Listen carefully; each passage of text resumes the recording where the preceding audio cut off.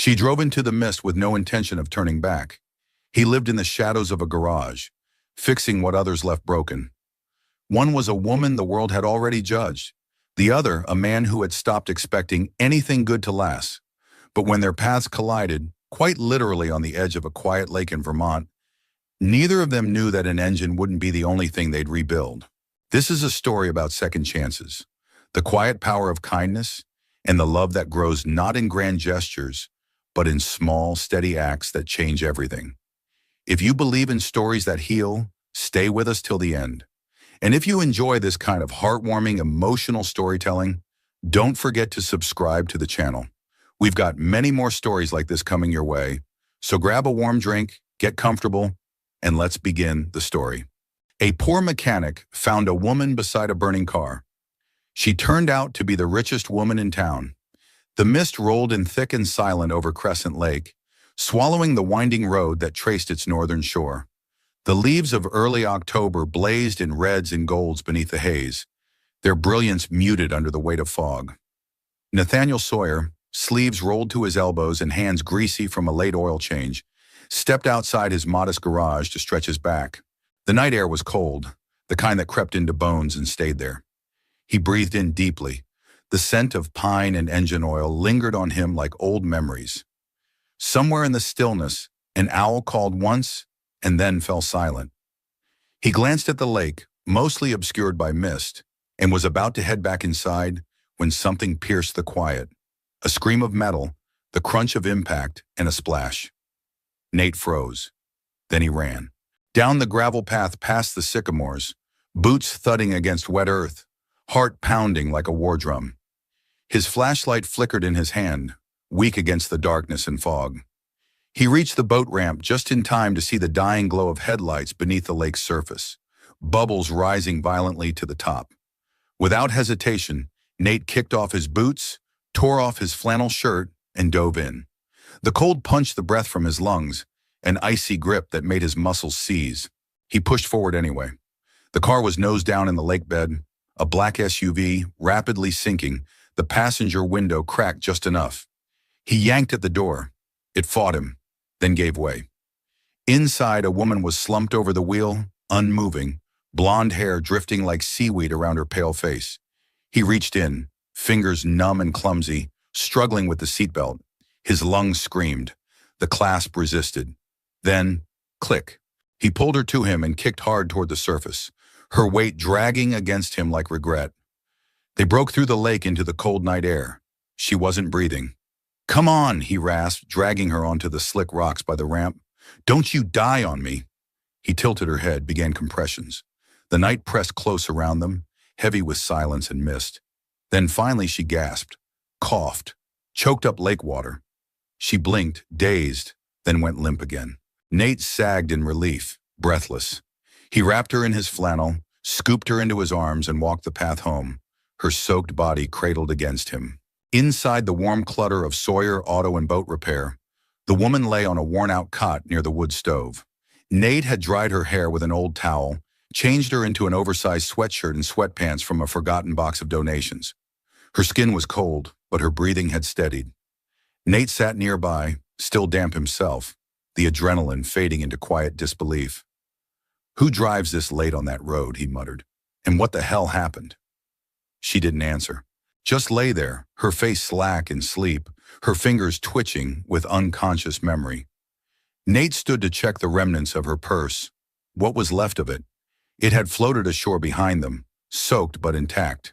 No wallet, no phone. Just a notebook, water-damaged but legible. Inside, scribbles, unsent letters, and one phrase over and over in faint, hurried ink. They took everything. He closed it with a shiver. Later that night, his mother, June Sawyer, came downstairs. Her silver hair was wrapped in a bun, her nightgown covered by a hand-knitted shawl that smelled faintly of lavender. "Nate," she called softly, "it's nearly 2 a.m. He turned to her, voice low. "Ma, there was a crash.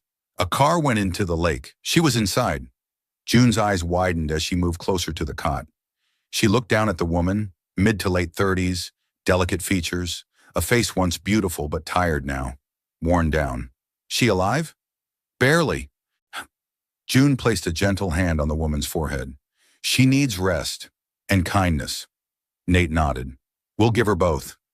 They let her sleep. By morning, the fog had lifted, but the air remained sharp. Sunlight filtered in through the garage's dusty windows, illuminating rows of tools and old calendars pinned to wooden walls. Nate poured 2 mugs of black coffee, then returned to the cot. The woman was awake. She sat up slowly, blinking at her surroundings like a deer caught in unfamiliar woods. Her eyes met his. You're in my shop, Nate said gently, offering a mug. I'm Nate. You nearly drowned. She took the coffee with shaking hands. Her voice was dry, barely a whisper. I don't remember. I was driving, and then water. You hit the lake, he said. Lucky you landed where someone could hear it. She looked down into her mug. Lucky, she repeated, though it didn't sound like she believed it. Do you remember your name? A long pause, then softly. Evelyn. Evelyn Monroe. The name stirred something in Nate's mind. Familiar. Like a name from a news ticker or financial article, but the details escaped him. Well, Evelyn, you're safe now. She looked at him, eyes wary but grateful. She didn't ask questions about where she was or why he'd helped. She just sat there, clutching the mug like it was the only thing holding her together. Why'd you help me? She asked quietly. Nate shrugged. Because that's what people are supposed to do. She studied him, unsure if she believed him or not. Outside, the lake gleamed again under the morning sun. But inside that modest garage, something far more important had surfaced. 2 broken lives, colliding not in tragedy, but in quiet, unexpected grace. That night, Evelyn barely slept. Though exhaustion tugged at her bones, her mind refused to rest. She lay awake in the cot near the wood-burning stove, listening to the groan of old pipes and the occasional pop of embers settling in the firebox. Each sound echoed in the stillness like a reminder. She was alive, and she didn't know whether to be grateful or not. By morning, sunlight spilled through the garage's dusty windows, filtering into narrow beams that lit up the room like it had been waiting for her to see it. Somewhere in the back, metal clinked. The smell of coffee mingled with the earthy scent of motor oil and pine. Nate stood at his workbench, pouring 2 mugs. He looked over as she sat up, her face pale and uncertain under tangled hair. You made it through the night, he said softly. She pulled the blanket tighter around her shoulders. Thanks to you. He walked over and handed her a mug. Strong stuff. Might burn a hole in your stomach, but it'll wake you up. She took a cautious sip and winced. You weren't kidding. A faint smile crossed his lips. Most people around here take it black. I keep sugar in the cabinet, but the lid's probably rusted shut. Evelyn let her fingers wrap around the ceramic for warmth. She looked around the space. Tools hanging in neat rows, papers stacked with surprising order, and a calendar on the wall still stuck in July. I don't suppose you have a phone? She asked, her voice hoarse. He tilted his head toward the wall-mounted rotary. No cell service this deep in the valley. That old thing still works, if you've got someone to call. Her eyes lingered on the phone. I don't know if I do. He didn't press. Instead, he nodded and sat on the stool across from her. The silence that followed wasn't awkward. It was careful. The kind shared between strangers who've glimpsed each other's deepest pain without understanding the full story. You're welcome to stay, he said at last, until you figure out your next step. She blinked. Why? Because that's what people should do. Help when they can. Evelyn frowned slightly as if kindness made her wary. I won't be a burden. You're not. A rustling sound broke the moment. June Sawyer stepped in, wrapped in a thick cardigan carrying a plate of warm muffins. I figured you'd both need something hot, she said cheerily. And no offense, Nate, but your coffee shouldn't be consumed without backup. Evelyn almost smiled. Thank you, ma'am. Just June, sweetheart. No need to be formal. They gathered around the small kitchen table tucked between the office and the workbench. It wasn't elegant, but it felt solid, lived in. The kind of space where time passed differently. Evelyn took a bite of the muffin. It was simple, spiced with cinnamon and something else she couldn't place. It melted in her mouth like warmth itself. This is wonderful, she said. June beamed. Family recipe. I always make extra. Never know when someone might need comfort food. Evelyn looked up, eyes glassy for a moment. I guess I do. June studied her gently. You look like someone who's been running a long time. Evelyn didn't deny it. Sometimes we think running makes the pain quieter, June continued, pouring herself a cup of coffee. But pain has a way of keeping pace. There was no pity in her tone, only recognition. Evelyn lowered her eyes. She wasn't used to being seen, not without judgment. Later that afternoon, Evelyn wandered the garage, fingers trailing over the edges of worn wooden benches and rows of screwdrivers arranged like tools in an operating room. She paused before a photograph on the wall.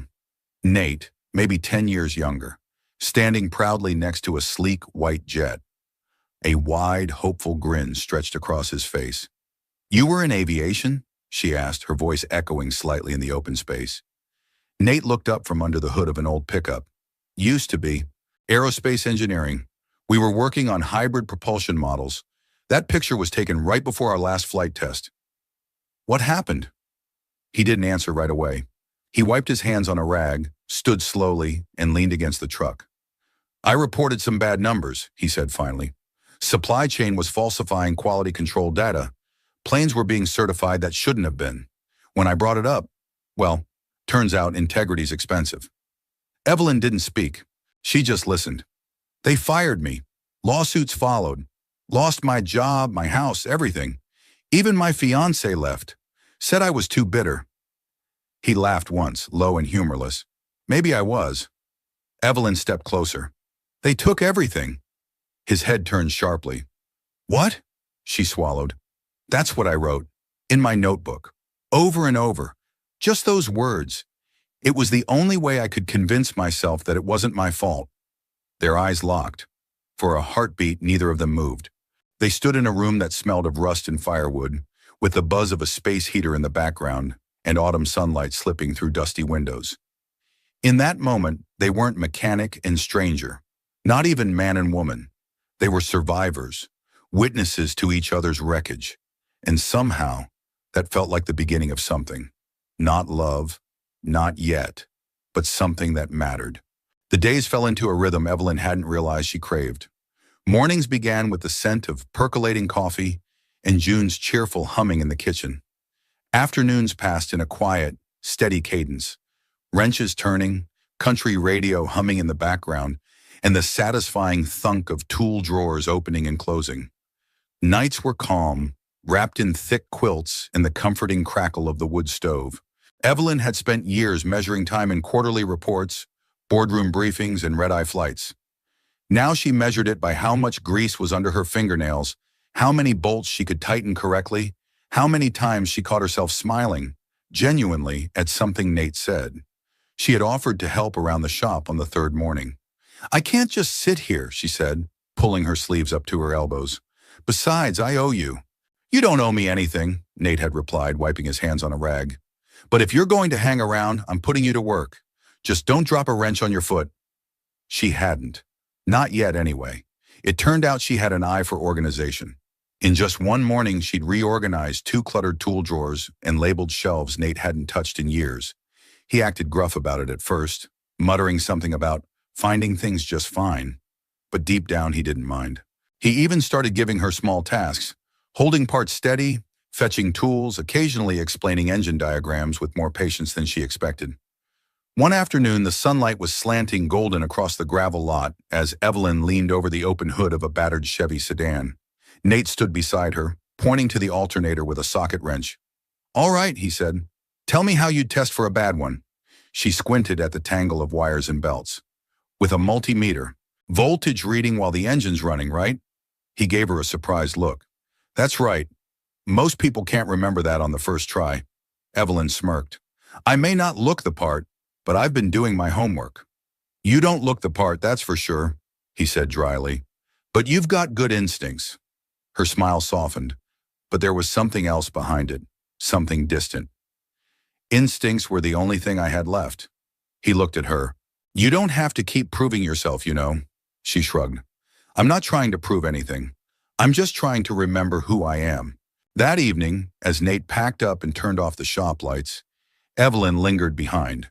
She found herself staring once again at the photograph on the back wall, the one of Nate, younger and smiling, standing proudly in front of a sleek white aircraft. "You were in aviation," she said as he approached. "Used to be," he replied. "Aerospace engineer. That jet was part of a fuel efficiency project I worked on for 2 years." Her brow furrowed. "What happened?" He leaned against the counter, arms folded. "Long story. I found discrepancies in materials reports, some shady vendor contracts, safety issues being overlooked. I flagged it." "You blew the whistle." "Yeah. Thought doing the right thing would count for something." He let out a short, dry laugh. "Turns out it just made me a liability. I got pushed out. Lawsuits, blacklisting, lost my license. Lost my fiancée too. She didn't sign up for poverty and scandal." Evelyn looked down, fingers brushing the edge of the counter. "They took everything." Nate blinked. "What?" She glanced up, her voice barely above a whisper. "That's what I wrote in the notebook. Over and over. They took everything. Like if I kept saying it, I could believe it wasn't my fault." Their eyes locked in the dim light of the garage. For a long moment, neither spoke. There was no need to. In the shared silence, something passed between them. A recognition of scars not seen, of losses no one else had validated. Nate finally broke the stillness. "They didn't take your integrity." She gave a soft, tired laugh. "Sometimes I think I left that behind too." "You didn't," he said. "I can see it, even if you can't yet." That night, Evelyn sat alone by the fire, a blanket draped around her shoulders, June's favorite chamomile steeping quietly in her cup. The flames flickered softly across the brick hearth, and through the small garage window, she could see the lake, black and still, cradled in mist. She thought about the woman she used to be, the woman who walked into conference rooms flanked by assistants and lawyers, who could read a market forecast like a second language. The woman who signed contracts without blinking, but who had slowly, quietly forgotten how to feel joy. That woman had driven her car toward the lake. This one, this version of herself, sat near an old stove, wearing a borrowed sweatshirt, hands smelling faintly of diesel and lemon soap. She didn't know what to make of that. But for the first time in months, maybe years, she didn't feel like running. The next morning, Nate found her already awake, sitting on the front steps of the shop with a cup of coffee, watching the sun rise over the lake. "Early riser?" he asked, stepping outside. "I didn't want to miss the quiet," she said. "It's the only time my head feels still." He nodded, then stood beside her in silence, sipping his coffee. "You know," she said after a while, "you fix more than just engines in that garage." He turned, one brow raised. She didn't elaborate, just looked back toward the lake, the morning mist curling gently above the surface like breath. But she didn't need to explain, because some truths don't live in words. They live beneath the surface, steady and deep, just like the engines they'd been quietly repairing. The forest near Crescent Lake had begun its slow, dramatic transformation. Maple and birch trees stood in full regalia. Leaves turned into flames of gold, scarlet, and amber.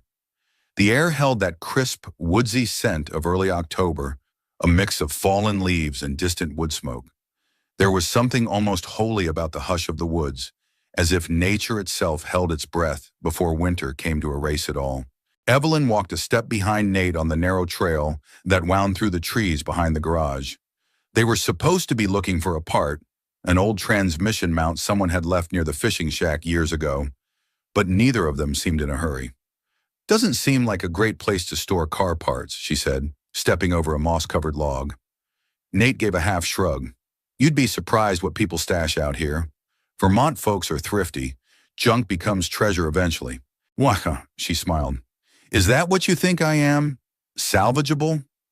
Nate stopped, turned, and gave her a look that wasn't unkind. "I think everyone's got something left worth fixing." The words hit deeper than she expected. They walked in silence for a while, the crunch of leaves underfoot the only sound. Sunlight filtered through the canopy, casting long golden stripes across the trail. For Evelyn, each step into the woods felt like a step further away from the world she'd left behind. Boardrooms, headlines, glass towers. None of that followed her here.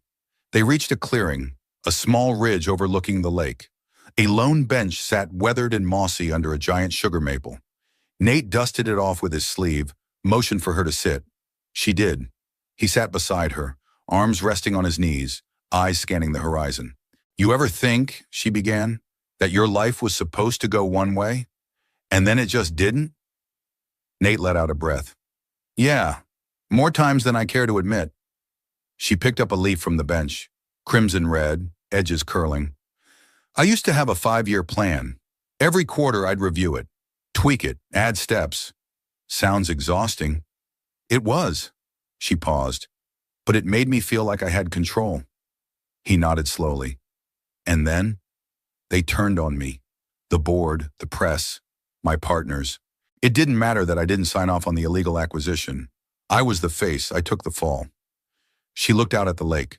"I thought if I disappeared, it would all just quiet down." Nate didn't speak. He just waited. "I drove all night. I didn't have a destination. And then I saw the mist on the lake. It looked peaceful, like it wouldn't fight me." A long silence stretched between them, broken only by the wind rustling high in the trees. "I wasn't trying to die," she said softly. "Not really. I think I just wanted to stop hurting." Nate finally looked at her. "I get that." "You do?" He hesitated. "The day I lost my license, I sat in my truck for 3 hours outside the FAA building. I had a bottle of whiskey in the glove box and nowhere to go. Thought about driving until I ran out of road." "What stopped you?" He gave a slow smile. "I remembered my mom. She just moved in with me. Didn't have her meds sorted yet. If I left, she'd have nobody. That's all it took. One person." Evelyn looked down. "Funny, isn't it? All it takes to hold on is one thread." "Yeah, but someone's got to offer it." They sat that way for a while, watching the wind ripple the lake below. Evelyn could feel something shifting inside her, a quiet loosening of the shame that had knotted itself into her chest for months. Not gone, but softening. "You've got good boots," Nate said suddenly. She blinked. "What?" He pointed. "Your boots, not the kind you buy at a department store. Hand-stitched soles. I'd say Italian." She laughed, caught off guard.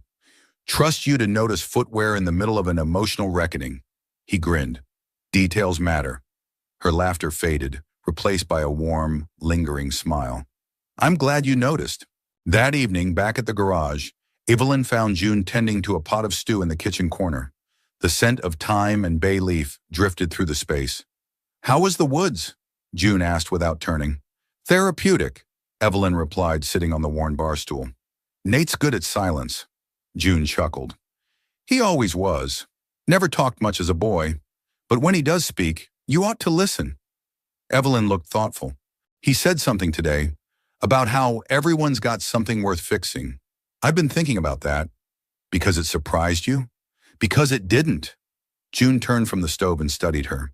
"Some folks carry their brokenness like a badge. Others bury it so deep they forget it's there. But every now and then, you find someone who's broken and still open. That's rare." Evelyn's voice was quiet. "That's what scares me." "What?" "That I could start wanting things again." June placed a bowl in front of her. "Then you're healing." Later that night, Evelyn stood alone in the garage, the hum of the shop's heater the only sound. She wandered over to Nate's tool wall, fingers brushing across polished handles and worn labels. She picked up a wrench, felt the weight of it in her hand. Heavy, balanced, real. It occurred to her then that maybe she didn't need to go back to who she was. Maybe she wasn't meant to. She wasn't sure what came next. But for the first time, she wasn't afraid to find out. It started with a light bulb. More specifically, with the flickering one above the reading nook in the corner of the garage's office space. Evelyn had been rifling through a box of old invoices when she noticed it, an overhead fixture buzzing sporadically like it couldn't decide whether to live or die. "I think your light's giving up on life," she called out to Nate, who was under a lifted truck, arms elbow deep in brake lines. "Been doing that for months," he replied. "I keep forgetting to fix it." Evelyn tilted her head at the space. It was cozy in its own way. A pair of cracked leather chairs, a short bookshelf crammed with manuals and paperbacks, and a worn rug faded by time. A corner meant for catching your breath. But it had been neglected, forgotten, just like she'd felt when she arrived. An idea sparked. That afternoon, she drove with June into town. Evelyn in the passenger seat of the old Ford, June behind the wheel with both hands gripping 10 and 2 like a pilot in crosswinds. "I'll never understand how they fit so many screws into one light fixture," June said as they exited the hardware store with a small bag of supplies. "That's the beauty of over-engineering," Evelyn quipped. "A solution looking for a problem." "You sound like Nate used to." Evelyn smiled, genuinely, fully, for the first time in what felt like months. It caught her off guard. Back at the garage, she spent the rest of the afternoon on her project. She replaced the faulty fixture, dusted the shelves, sorted the books, even sewed the torn armrest on one of the chairs using an old repair kit she found in a drawer. She didn't ask Nate for permission. She just did it. Because for once, it felt good to give something without asking whether it was worth the effort. When Nate walked in later that evening, he stopped short at the sight. The light above the corner glowed warmly now, casting an amber hue over the books and chairs. The rug had been beaten clean and repositioned. A folded quilt lay on the arm of one chair, and on the small table between them sat 2 steaming mugs of chamomile tea and a single cinnamon muffin on a napkin. Evelyn looked up from the floor, where she was coiling an extension cord. "I thought this space deserved better." Nate blinked, clearly unsure what to say. Then after a moment, "It looks great. Want to test it out?" He hesitated, then nodded. They each settled into a chair. The cushions sighed under their weight. Evelyn picked up her mug and took a slow sip. For a moment, neither of them said anything. "You didn't have to do this," Nate said quietly. "I know," she replied, "but I wanted to. I needed to." He looked over at her. "Most people wouldn't." She shrugged. "I'm not most people." A beat of silence. Then he asked, "So what did you do before you drove your car into a lake?" She laughed, unexpected and real. "I was the chairwoman of a private equity firm." Nate nearly choked on his tea. "You're serious?" he asked. "Stonebridge Capital," she said, her tone flat. "Or, as the press calls it now, the empire that imploded." He whistled low. "And here I thought you were just good with socket sets. Turns out I'm also good at spectacular downfalls," she said, not bitterly, but almost with amusement. "But I was better at making things work, at building something that mattered." "I believe it." She looked at him. "You do?" Nate didn't answer right away. Instead, he took another sip of tea, then leaned back in the chair, letting his gaze settle on the soft light overhead. "Only people who've lost everything know what it means to want something real again."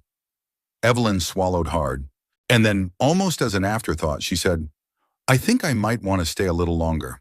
The next morning, Nate found Evelyn kneeling beside an old mountain bike that had been leaning half-forgotten against the side of the garage. "You planning to fix that too?" he asked, wiping his hands on a rag. She looked up.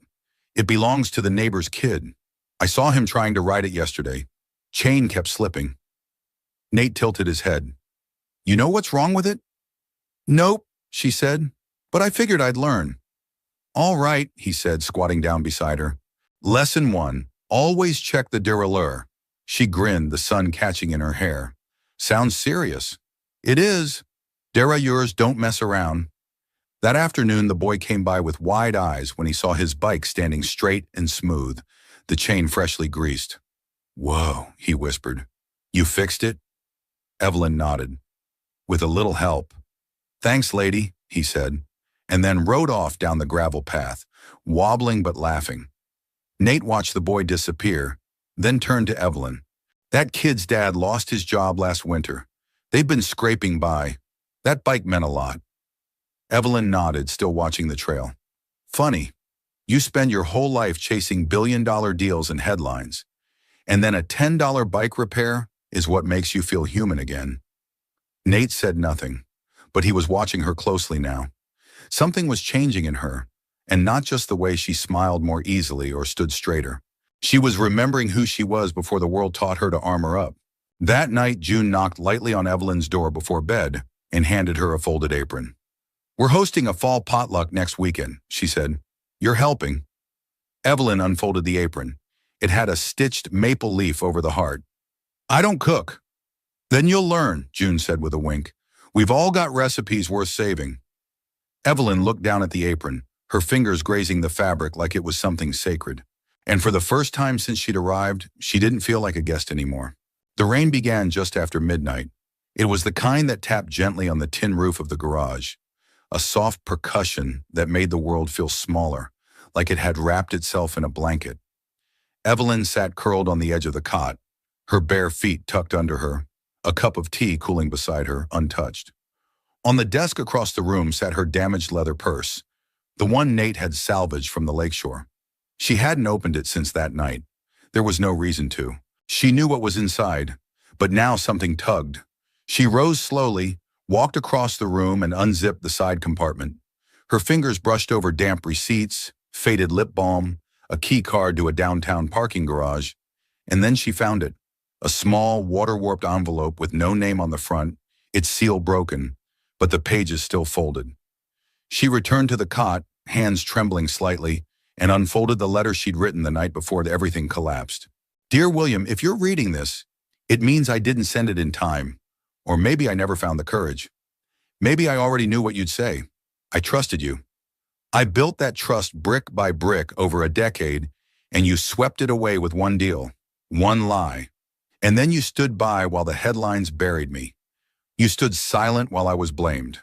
I kept thinking you'd call, that you'd say, 'It was me, I'll fix it.' But the call never came. I've spent years making sense of markets, solving impossible puzzles.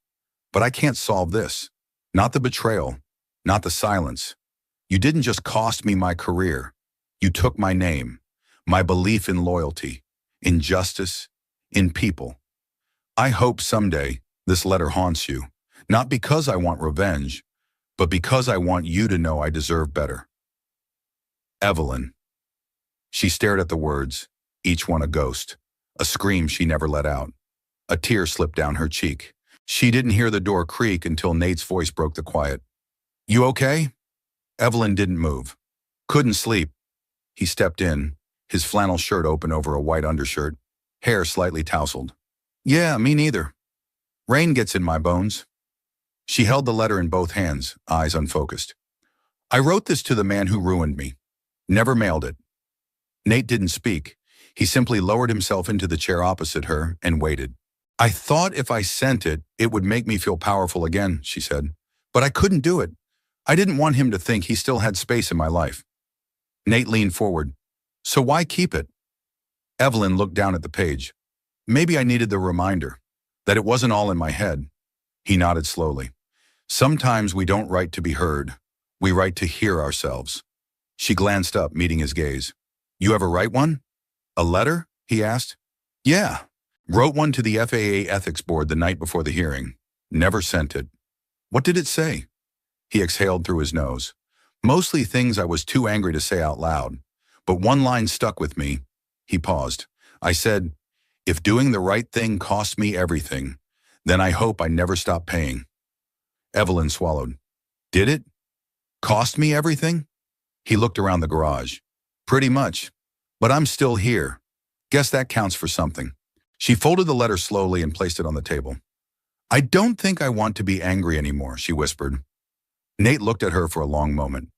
"You don't have to forget what happened, but maybe it's time to stop carrying it alone." Evelyn stared at the folded paper for a beat, then reached over, held it above the wood stove, and let go. The flames caught instantly.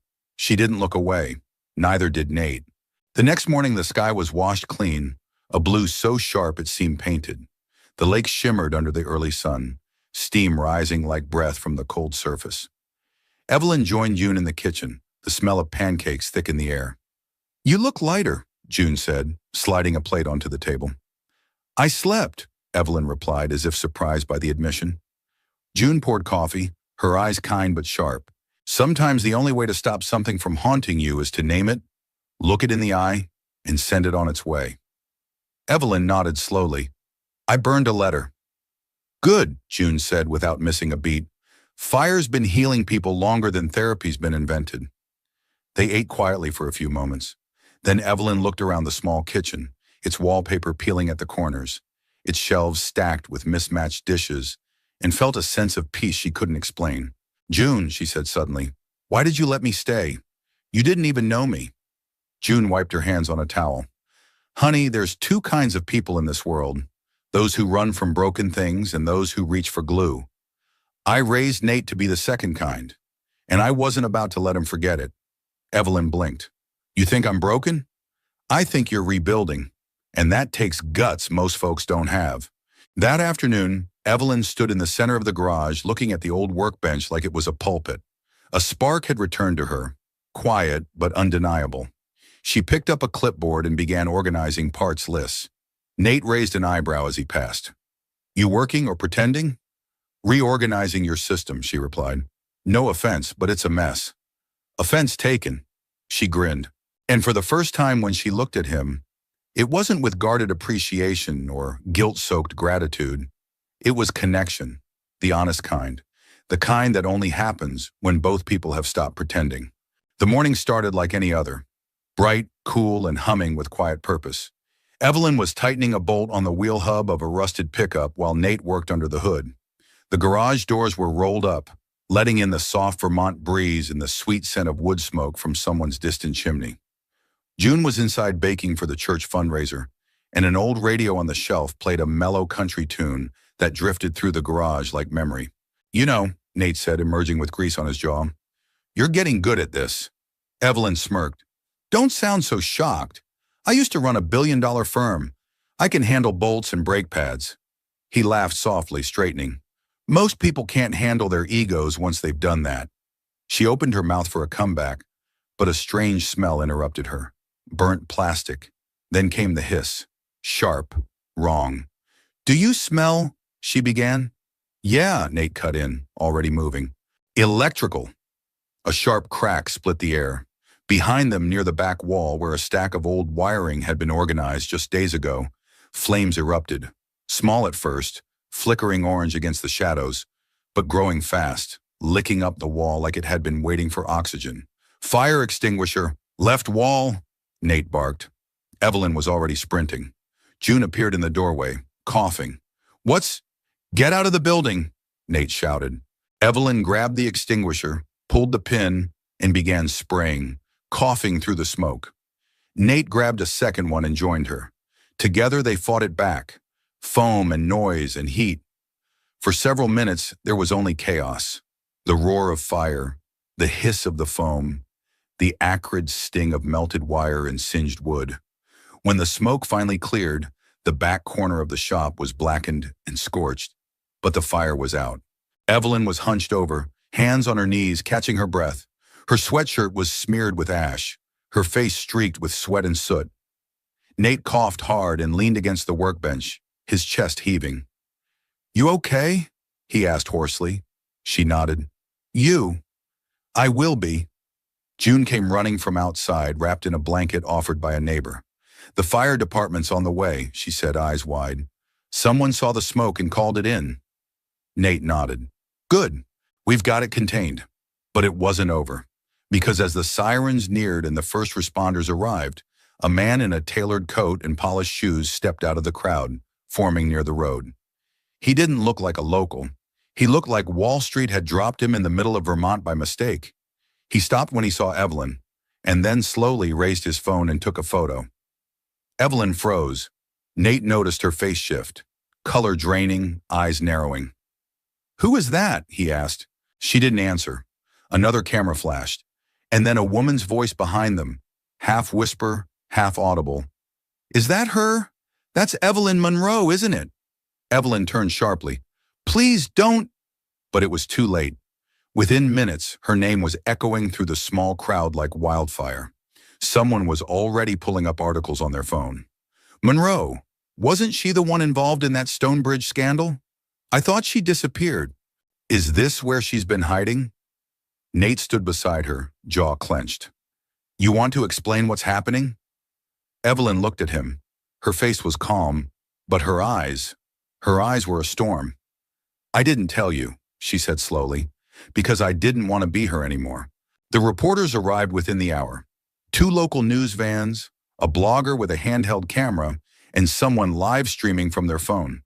The fire was already yesterday's news.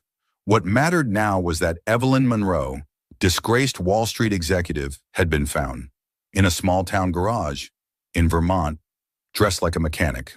She refused every interview. She closed the garage door. She didn't speak to anyone. Nate followed her inside. the sound of shouting muffled by the thick roll of the garage bay door slamming shut. "You should have told me," he said. Evelyn sat on the edge of the workbench, face pale. "I was trying to start over. I could have helped you handle it." "No, Nate. You would have looked at me differently." He was quiet for a long moment. Then softly, "And what makes you think I haven't already?" That cut deeper than she expected. She stood, hands clenched. "You think I came here with a plan? I didn't. I was falling apart. I was ready to give up." "I know," he said. "I was there." Evelyn shook her head, voice trembling. "I was finally feeling like I could breathe again, that I could be someone without a title, without a brand. And now it's all back. You're still the woman who helped fix that boy's bike, who organized my mess of a workshop, who saved June from smoke inhalation today." He took a breath. "You're more than what you ran from." She blinked, tears threatening. "But what if no one else sees that? Then they're not looking hard enough." That night, the garage stood quiet. The scorched back wall had been sealed with plywood, and the scent of smoke still lingered in the air. But there was a new kind of silence between them, one that wasn't made of mistrust, but of bruised honesty. Evelyn sat on the front steps, wrapped in June's quilt, staring out at the lake. Nate joined her without a word. For a long time, they sat without speaking. Finally, she said, "Everything I tried to bury came back today." Nate nodded. "But you didn't run." "No," she whispered. "I didn't." He turned toward her. "That matters." She looked at him, tired but clear-eyed. "You're still here." "Yeah," he said. "I'm still here." And somehow that was enough. The rain returned 2 days after the fire, this time steady and gray, falling in rhythmic waves that blurred the lines between lake and sky. The tourists had gone. The news vans had left. But the echoes lingered. Inside the garage, everything was in limbo. Nate hadn't reopened the doors since the fire. The smell of smoke had mostly faded, but a bitter trace still clung to the rafters, like something that didn't want to be forgotten. Evelyn hadn't spoken much either. They'd spent the days moving slowly, fixing small things, sipping coffee in silence, walking the edge of the lake without a destination.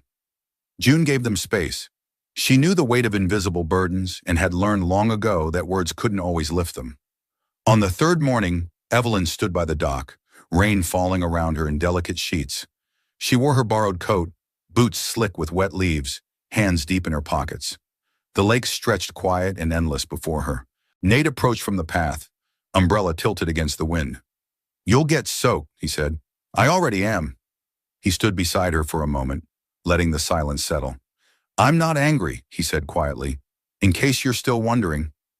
Evelyn didn't look at him. "You should be. I lied." "You hid. That's different."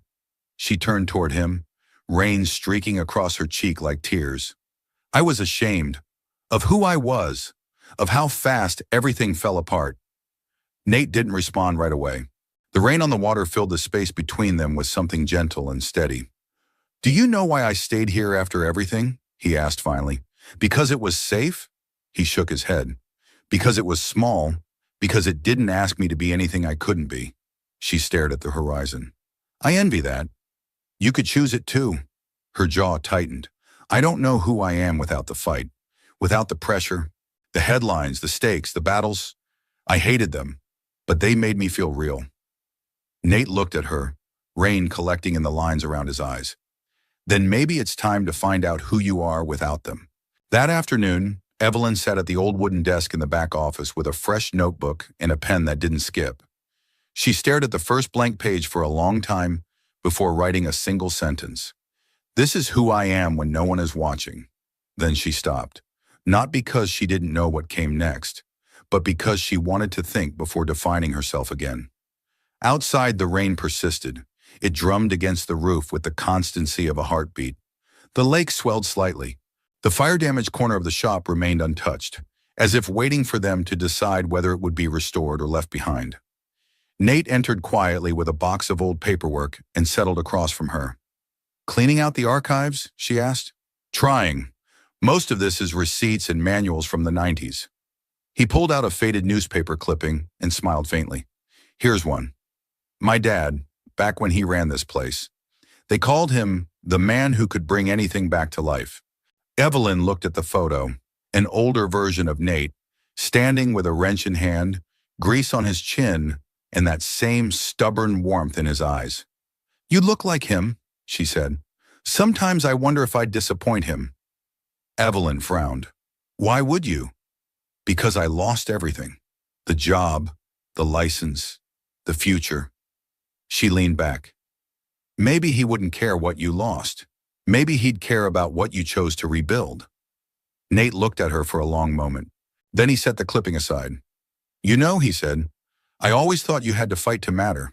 But maybe the fight isn't always outside." Evelyn nodded slowly. "Maybe it's the fight to be still, to stay, to be seen without shouting." That evening, as the rain began to fade into a steady mist, June made stew and poured 3 glasses of red wine. They sat at the small kitchen table, candles flickering between them, casting shadows that danced across the walls. "I got a call today," Evelyn said, swirling her glass slowly, "from someone on my old board." June looked up, surprised. "How'd they find you?" "The fire," Evelyn replied. "Apparently my face was good for ratings again." Nate's jaw tightened. "What did they want?" "A statement. An appearance, maybe. Something that shows I'm not hiding." June raised an eyebrow. "Are you?" Evelyn met her eyes. "No, not anymore." She took a breath. "I'm going to the city, just for a few days. Not to take back anything, just to face it, on my terms." Nate was quiet for a long time. Then, "You'll come back?" "I don't know yet," she said honestly, "but I'll try." That night before sleep, Evelyn stood by the window in the spare bedroom, looking out over the lake. The moon had broken through the thinning clouds, casting a silver sheen across the water. The reflection trembled slightly in the breeze, but it held. She thought of the woman who had driven into the mist, ready to disappear. And then she thought of the woman who had stayed. Not the one from the headlines, not the one from the boardroom, but the one who now knew how to use a wrench, who saved a life from smoke, who burned a letter instead of carrying its weight. There was still so much left to face, but she wasn't running anymore. The first snow arrived early that year. Just a dusting, barely enough to coat the rooftops or linger on the pines. But it carried the hush of winter, the way the world seems to hold its breath before the cold settles in. Crescent Lake mirrored a pewter sky, and the air carried the clean scent of something new beginning. Nate stood under the garage awning, sipping coffee from a dented thermos, watching his breath mingle with the morning chill. The shop had reopened 2 weeks ago, quietly. No announcement, no apology. It was just open. People came, not for the fire story, not for gossip. They came because Nate never stopped fixing what others left behind. He hadn't spoken to Evelyn since the night she left. No texts, no updates, no promises. Just that last soft, "I'll try," echoing in his mind like a note that never resolved. He hadn't expected her to return, but he'd kept the corner she cleaned still tidy. The reading light still worked. The blanket she folded still lay over the arm of the chair. And every time he made tea in the afternoon, he poured 2 mugs just in case. That afternoon, as the sky darkened into a slow-falling snow, Nate was in the middle of tuning a carburetor when something made him pause. It wasn't a sound, it was a feeling. He looked up. The garage doors were open wide to let in the winter air, and outside, framed by the soft gray light and the whispering snowfall, stood Evelyn. No suitcase, no umbrella, no press. Just her. She wore a simple wool coat, unbuttoned. Her hair had grown slightly longer, tucked behind her ears. Her expression was unreadable, except for the way her eyes softened when they met his. She didn't move. Neither did he. For a moment, the world was just 2 people, separated by a few feet in several thousand unspoken words. Then Nate set down the wrench and walked toward her. Not quickly, not urgently, just steadily, like he'd known this moment would come, and he didn't want to startle it. He stopped a step away. "Hey," he said. "Hey," she replied. "How was the city?" She took a breath. Loud, fast, familiar. "Did you find what you were looking for?" "I didn't go to find anything," she said. "I went to see if it still owned me." "And?" Her smile was quiet. "It doesn't." A flake of snow caught in her hair. She didn't brush it away. "I stayed with an old friend," she said. "She offered me a seat back at the table. Said the firm is restructuring under new leadership. Clean slate, high salary, prestige, headlines. Nate waited. I told her I'd think about it, she continued. Then I packed a bag and left it on the hotel bed. His breath caught, just barely. I didn't come back with a plan, she added, or answers, just this feeling that I wasn't done here. Nate's voice was low. You're not. Evelyn swallowed. I don't want to be the woman who disappears. Not anymore. And I don't want to be the headline either. I want to be useful, present, honest. He stepped aside just enough to gesture toward the open garage. We've got a radiator leak on a Civic and a snowblower that sounds like a dying goose. She blinked, then laughed. You're offering me a job? I'm offering you a wrench and a place to sit. The rest is up to you. She stepped forward, and as she passed him, her arm brushed his. They didn't hug, they didn't kiss, but they didn't need to. Some returns don't require ceremony, only presence. That evening, Evelyn sat in the corner she had restored, hands wrapped around a mug of hot cider, watching the light flicker across the old tools and books. June came in from the kitchen, holding a dish towel, and paused when she saw her. Well, she said, smiling warmly, you didn't even knock. I didn't want to jinx it, Evelyn replied. June walked over and kissed her gently on the head. Welcome home, sweetheart. Evelyn felt her throat tighten. She didn't know if this was forever. But it was enough for now. And sometimes now is the bravest thing a person can choose. A week after Evelyn returned, the garage looked almost the same. But everything had changed. Nate still worked under hoods and over brake lines. June still baked too much and insisted everyone eat seconds. But Evelyn had begun sketching something new.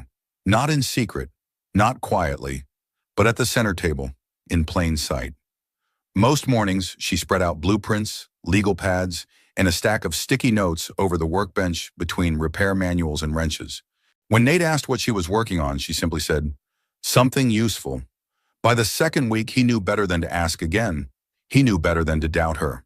One crisp afternoon, as snow dusted the gravel lot and a cardinal perched on the gas line, Evelyn rolled down the garage door and stood before Nate with a folder in her hand. He was elbow deep in a rusted snowblower, muttering curses under his breath. I'm not interrupting, am I? She asked with a small grin. You're always interrupting, he replied, standing and wiping his hands. What have you got? She held up the folder. A proposal for the Sawyer project. He blinked. Is that what you're calling it? You wouldn't name it after yourself, she said. So I did it for you. He opened the folder. Inside were plans, real ones. A training facility added to the rear of the garage. Workbenches converted for classroom use. A list of potential equipment donors. A scholarship fund, starting small but scalable. Evelyn, he murmured. She straightened. I've been on boards that raise billions. I've worked with city councils, corporate grant panels, and educational foundations. I know how to build something that lasts. And this matters. Nate looked at her, the wind brushing his hair, eyes narrowed in thought. What exactly are you trying to build? A second chance, she said simply, for kids who never got a first one, for people who never had someone to believe in them, for this town. He flipped through more pages, scanning budgets, timelines, partners. It was airtight, visionary, practical, kind. You did all this in 2 weeks? I've been designing it in my head since I saw that boy trying to fix his bike with a butter knife. Nate gave a low chuckle. That kid comes around every day now. Thinks you're some kind of wizard. I'll take it, she said, grinning. He set the folder down carefully. And what do you need from me? Your name, she said. Your space. Your belief. He studied her a long time, then nodded. You've got it. The news broke quietly, but deliberately. A small article in the local paper. Former Wall Street exec returns to Vermont. Launches skills program for rural youth. No scandal, no spin, just facts. Evelyn gave one quote. People are more than their worst moment, and sometimes the best work we do doesn't happen in offices, but in places with oil-stained floors and second chances. Nate read the article while sipping coffee at the back of the garage. When he finished, he folded it and tucked it into his toolbox. He didn't say a word, but he smiled. Within a week, volunteers came. Not many, but enough to clean out the old storage room and paint the back wall. Enough to string lights and wire up a projector. Enough to believe. Evelyn worked alongside them, sanding, scraping, hammering, laughing. She wore gloves like armor and carried a clipboard like a general. Nate swore she had more energy than the generator. "I didn't know you were handy with a power drill," he said one afternoon, as she secured a bracket to a new bench. "I used to negotiate leveraged buyouts while ordering lunch. I can handle multitasking." "Well," he said, tapping the wood, "this bench is solid. So's the mission." He looked at her, admiring the way her face lit up with purpose. It wasn't the same fire he'd seen in her when she first arrived, wild and barely contained. This was different, steady, rooted, true. On the day of the soft opening, the garage-turned-learning center was unrecognizable. The back room was now a bright, warm workshop space with wall-mounted tools, instructional diagrams, and a banner over the entrance. The Sawyer Project. For those who dare to begin again. They didn't host a ribbon cutting. Evelyn hated those.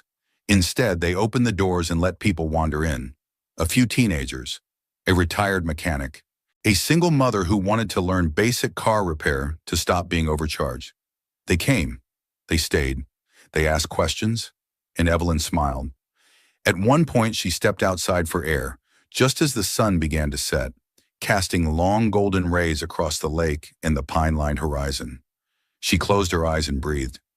Nate joined her, hands in his jacket pockets. "You did it," he said. "We did it," she corrected. "No," he said, voice softer. "This part was you." She turned to face him. "Do you regret saying yes?" He smiled. "You taught me something." "Oh?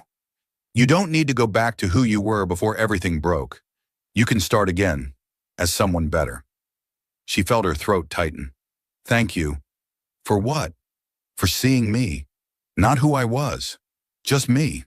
He reached for her hand, calloused, warm, and sure. Their fingers interlaced naturally, like something they'd done for years. And in the quiet, just before dusk fell fully, Evelyn whispered, "This is the first time I've ever built something that felt like home." It began with a letter to the editor, just a short note printed in the back column of the Vermont North Chronicle under the heading, "Small Miracles." "To the woman who fixed my daughter's car for free, thank you. She's 17, a new driver. She'd been saving for months to buy that old Honda. When it died on the way to school, you didn't just fix her engine. You gave her back her independence. And I watched her drive away with tears in her eyes, not because the car worked, but because someone believed she was worth the time. Grateful mom in North Shore. That was all it took. In the weeks that followed, letters came in regularly.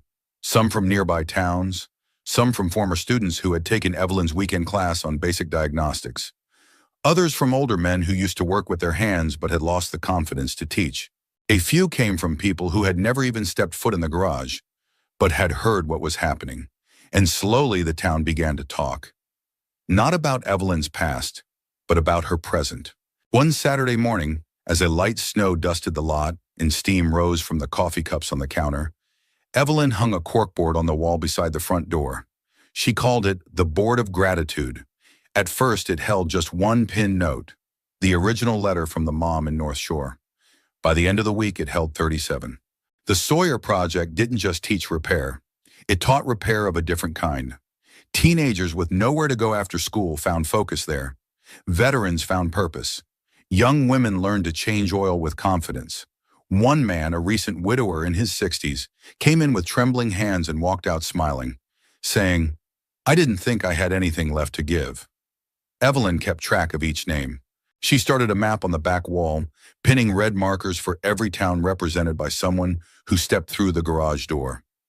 By Christmas, the pins had spread across 3 counties. One morning, Nate walked in to find a TV crew in the parking lot. He froze. "What's this?" Evelyn, adjusting a display rack of toolkits, looked up calmly. "PBS Regional. They're filming a special on community revitalization. Someone submitted our story." "Wasn't me," he said quickly. "No," she smiled. "It was June." At that moment, June entered from the side door with a plate of ginger cookies and a warm, unapologetic grin. "What? You boys never tell your own stories." "Someone had to," Nate groaned, rubbing his face. They better not want me on camera. An hour later, he was in front of it anyway. The interviewer asked him only one question. Why did you say yes? Nate hesitated, then looked at Evelyn, who stood at the edge of the frame, holding a toolbox with both hands like it grounded her. Because sometimes, he said slowly, you fix a car, and it's just a car. But sometimes you fix something, and the person who walks out is a little stronger than when they walked in. That's what this place does, and that's why I stayed. The interviewer was quiet for a beat, then she lowered the mic and nodded. The segment aired 3 weeks later. Nate didn't tell anyone to watch it, but by the next day, the voicemail on the shop's phone was full. One message was from a guidance counselor at a high school 30 miles north. Another from a nonprofit in Boston looking to sponsor trade kits. A third from a father who said his son hadn't smiled in 6 months until he took Evelyn's beginner's course and learned how to rebuild a lawnmower engine. The one that made Nate pause, though, came last. I just wanted to say thank you. My brother knew you from the aerospace program. He always said you were the kind of guy who did the right thing, even when it cost him. Seeing you still helping people now, it gave me hope again. Nate didn't say anything for a while after listening. Then he quietly deleted the message. Like holding on to it too long might make him forget the simplicity of why he did what he did. That night, he stood outside the shop, looking up at the sign newly painted above the door. Sawyer Auto and Learning Center. The same name, just widened, like the space had expanded to hold more than just cars. Evelyn stepped beside him, her gloved hands curled around a thermos. Do you ever think, she said softly, that maybe none of this would have happened if I hadn't hit the lake that night? Nate gave a slow smile. Then I guess I should be grateful for bad breaks. She nudged him. Don't get too poetic. He looked at her steady and warm. You changed things, Evelyn. Not just here. Not just with this program. You reminded people that redemption isn't a press release. It's a practice. She blinked, the cold stinging her eyes. You helped me believe in it again. They stood that way a while, watching the snow fall under the glow of the garage lights. Somewhere inside, a student's laughter echoed. A wrench dropped. June hummed a carol softly off-key. And outside, 2 people stood shoulder to shoulder, quiet witnesses to the miracle of rebuilding, not just what had burned, but what had been missing long before it ever caught fire. The snow had melted into spring. It came quietly as Vermont springs often did, soft and slow, with small signs at first. Robins returning, crocuses pressing up through stubborn patches of frost, and the lake shedding its icy skin. The garage had changed with the season. The Sawyer project now ran 5 days a week. Students came from towns Nate couldn't pronounce, wearing work boots too big and hearts too guarded. But they came. Evelyn taught 2 classes on electrical systems and 1 on business fundamentals. She still got grease on her hands, still laughed when someone dropped a socket into an engine block, and she still poured Nate's coffee every morning at 7:05 sharp. One afternoon in April, the town gathered at the lake for the spring picnic, a tradition revived after years of being forgotten. There were folding chairs and checkered blankets, coolers filled with lemonade, children playing tag under the budding trees.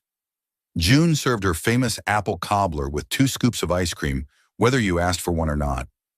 Evelyn wandered to the edge of the dock with Nate, a paper plate in one hand, the breeze lifting strands of hair from her neck. Looks different in the spring, she said, watching the sunlight sparkle across the lake. So do you, he said. She turned to him, half smiling. How? Less armor, same fire. She laughed quietly. You're getting poetic again. He shrugged. Must be the cobbler. Later that evening, long after the tables had been cleared and the children carried home, Evelyn returned to the dock alone. The water was calm, the air filled with the scent of pine and distant smoke. In her hand, she held a photo, slightly crumpled, edges worn. It was the one Nate had kept in his toolbox, him and his father, smiling in front of the aircraft. She had added a new one beneath it.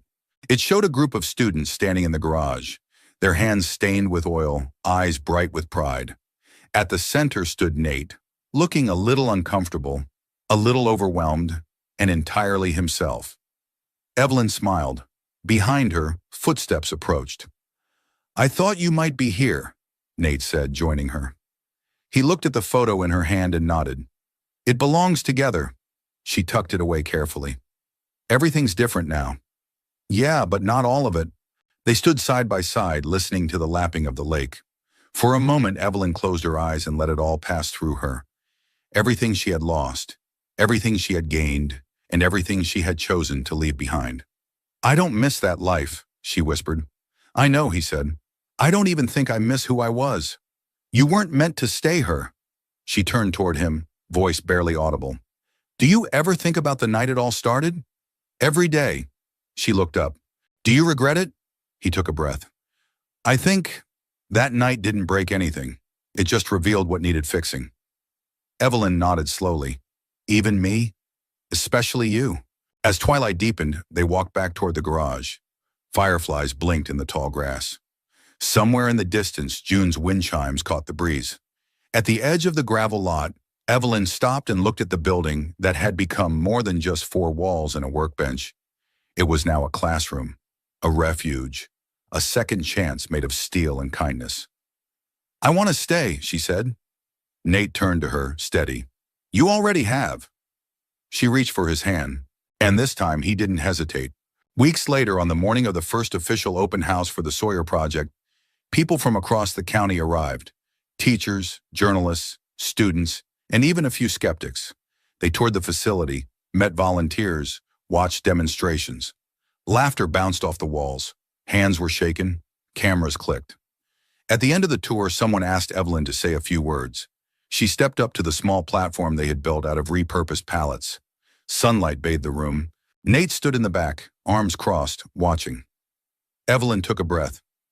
When I came here, she began, I was a woman with a past but no future. I had names people used, CEO, failure, scandal, but none of them fit. I was trying to disappear. She looked around the room, eyes meeting strangers and friends alike. But someone pulled me from the water, not just literally, but from the weight I was sinking under. He gave me tools not to fix engines, but to rebuild myself. She looked at Nate, and then he stood back and let me learn who I was, without pressure, without judgment, without ever needing me to be anyone other than who I already was. A long pause. That's what this place is. Not a program, not a publicity project, but a place where people get to start over, where what's under the hood of a car, of a life, is what truly matters. The applause was warm and lasting. That evening, when the last visitor had gone, and the lights were dimmed, and June had retreated with her knitting and hot cocoa, Evelyn and Nate stood once more at the dock beneath the stars. The lake was still, the air was cool, and for the first time in a long, long while, there was nothing left to fix. Only a future to build, together. Before you go, we'd love to know, where are you watching from? Drop your city, your country, or even just a little hello in the comments. We read every single one, and it means more than you know. If this story touched you in any way, don't forget to like the video and subscribe to the channel for more heartwarming stories about kindness, love, and second chances. And thank you, truly, for spending your time with us. Until next time, take care and stay kind.